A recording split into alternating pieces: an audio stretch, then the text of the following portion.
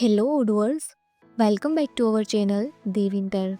Today we will see how to print meeting checklist report via meeting. You can see here our module the meeting checklist report. First install this module, so click on this activate button. Now our module is installable. First go to calendar, go to list view, go to anyone like mark demo off and display below this checklist. See here already created and added here checklist for this meeting. But if you want to see that how to create checklist step by step, so easily visit our Dev checklist. Now go to this icon, print full and see here our printed report of meeting. Display here name, mark demo, start date, end date, location and total checklist.